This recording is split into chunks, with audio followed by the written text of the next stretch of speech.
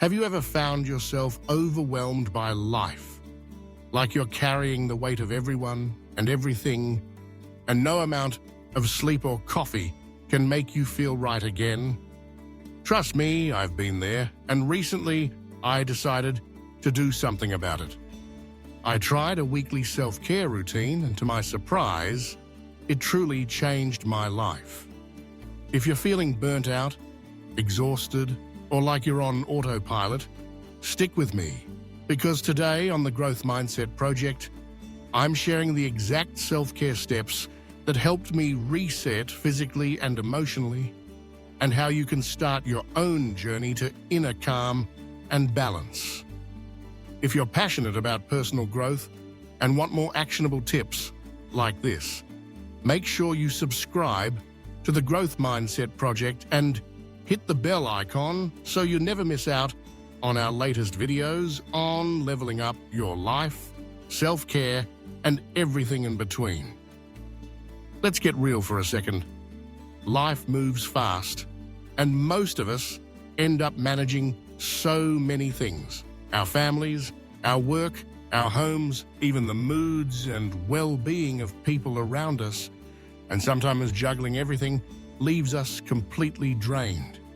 A self-care routine isn't just a buzzword, it's a lifeline. And the amazing thing is that it doesn't require fancy gadgets, expensive products, or perfect timing. It's about gentle, intentional steps that help you reclaim your space, your energy, and your peace of mind.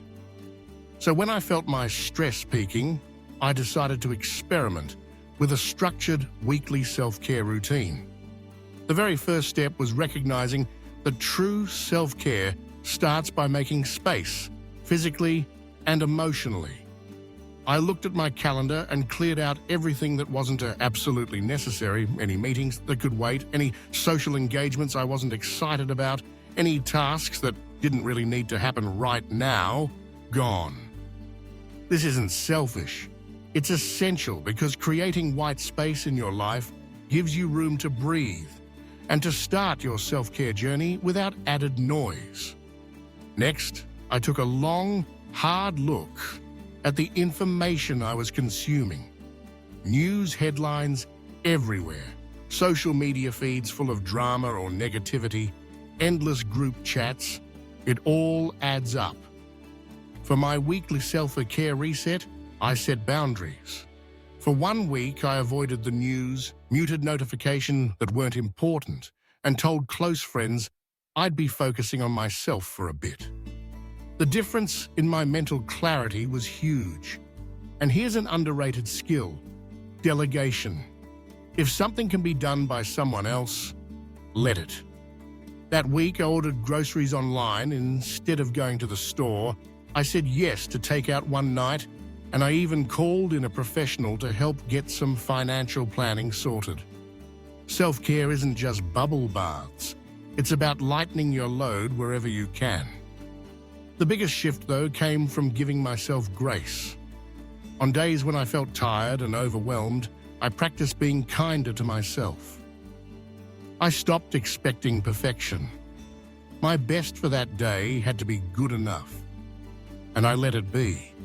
If you're always measuring yourself against an impossible standard, self-care isn't just a luxury, it's a necessity.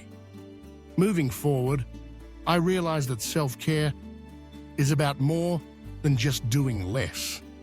It's about connecting with what actually replenishes you. For some of us, the heaviness we feel isn't just physical exhaustion, it's emotional or even spiritual disconnection. In those moments, I turn to whatever helps me feel connected to something bigger. Meditation, prayer, even just stepping outside and feeling the sun on my face. Try this in your routine, even if it's just a few quiet minutes each morning. Gratitude is another powerful tool, but let's be honest, when you're really down, it can feel impossible to count your blessings. So I made it simple. Each day, I paused to notice tiny sparks of joy. The first sip of hot coffee, the sound of birds in the morning, the peaceful feeling after a walk.